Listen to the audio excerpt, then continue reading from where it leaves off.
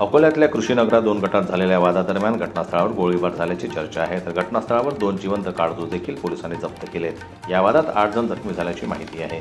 Civil line police station हद्दीतील कृषीनगरातील आकाश गवई व सतीश वानखेडे या दोन गटांमध्ये गेल्या काही दिवसांपासून वर्चस्वाच्या लढाईतून धुसफूस सुरू आहे। त्याचे गंभीर परिणाम म्हणून दोन गटांनी बंदुकीने हवेत गोळीबार करत तलवारी चालवल्यानं त्यांच्यामध्ये तुफान राडा झाल्याची घटना गुरुवारी संध्याकाळी घडली।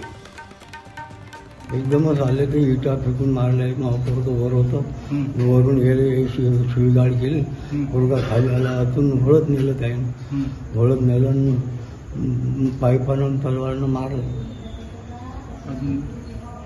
आणि बंदूक होते, 1-2 बंदूकचे हे उडवले त्यानं आमच्या अंगावर। हो, किती लोक होते? ते होते 15-20 जण होते सर। काही नावं हो, नावं सांगितली मी। काय? आकाश गवई आहे, चेतन इंगळे आहे,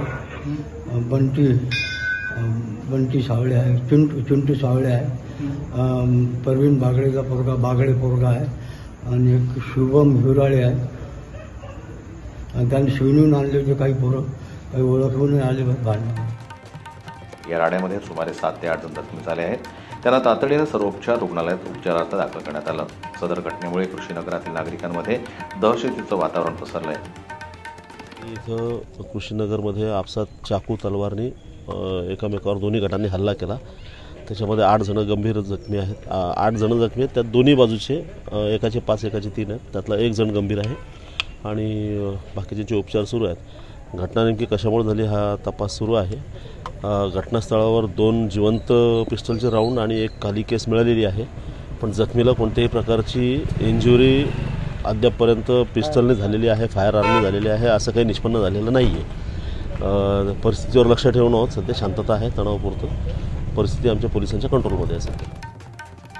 शहरातील कृषीनगरातील 2 गटांमध्ये वर्चस्वाच्या लढाईतून प्रचंड सशस्त्र राडा झाला। यावेळी बंदुकीने हवेत गोळीबार करत तलवारीसारख्या धारदार शस्त्रानं गंभीर वार करण्यात आल्यानं एकच खळबळ उडाली। घटनेची माहिती मिळाल्यानंतर अकोल्याचे प्रभारी उपविभागीय पोलीस अधिकारी गजानन पळघन, स्थानिक गुन्हे शाखेचे पथक व सिव्हिल लाईन पोलिसांनी घटनास्थळी धाव घेतली। या ठिकाणी कडेकोट बंदोबस्त तैनात केल्यानंतर सध्या परिस्थिती नियंत्रणात आहे, परंतु कृषीनगरातील नागरिकांमध्ये मोठी दहशत निर्माण झाली आहे। जनमत लाईव्ह न्यूज करता संजय उमग यांची रिपोर्ट, अकोला।